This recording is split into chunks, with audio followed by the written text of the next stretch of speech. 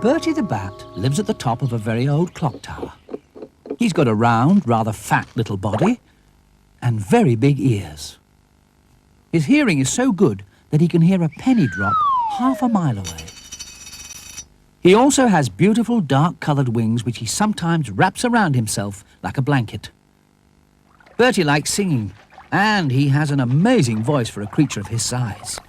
Tutti frutti, on a Rudy, tutti frutti, on a Rudy, woo! But what he's really good at is flying. He can fly so fast that if you blinked, you'd miss him. Well, one evening, when Bertie was about to set out on his flyabout, there was a really beautiful sunset. The sky was turning red, and in fact was so bright that Bertie had to put on his sunglasses. Bats don't see very well in sunlight, you know. Oh, Sighed Bertie. if only I was as bright as the sky. That'd make me different from all the other bats in the world.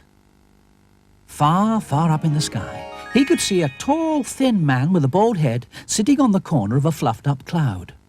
It was the sky painter who was working on the first evening star. Sometimes when the old man had finished work for the night, Bertie would fly up and see him and listen to his stories. He told very good stories, like the time when he painted the moon blue by mistake. But we won't go into that now, because it was at this moment that Bertie got this great idea. It was such an extraordinary idea that Bertie almost fell off the window ledge. 5 seconds after that, he let himself out of his small front door and then flew up and up and up until he reached the sky painter. It's me, Bertie the Bat. And then he hung himself upside down on the cloud to get his breath back. Oh, please, Mr. Sky Painter, would you do something very, very special for me? Well, it depends what it is. And don't hang upside down like that, there's a good bat. It makes me feel dizzy.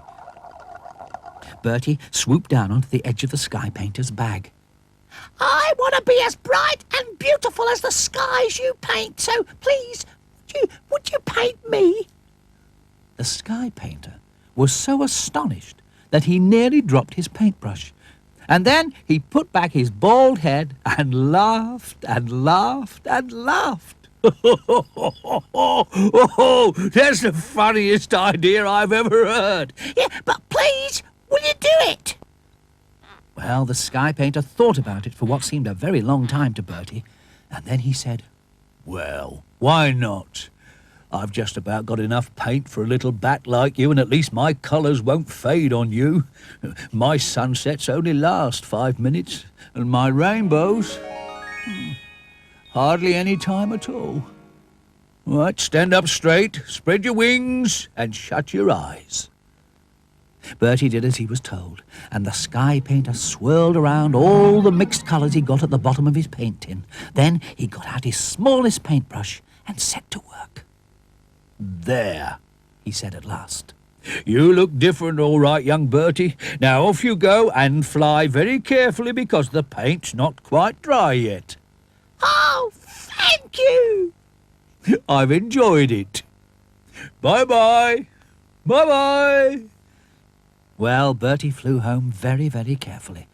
He couldn't wait to see himself in the mirror, and when he did, he could hardly believe it. He was all the colours of the rainbow and the sunset and the morning sky all mixed up together. Oh, if they could see me now, those little friends of mine. Woo! And up into the night sky he swooped, singing and chattering to himself. Woo! I'm Bertie the Butterfly Bat. Now, what he didn't know was that this was the start of a whole lot of amazing adventures because... Ah, yes, but that's another story.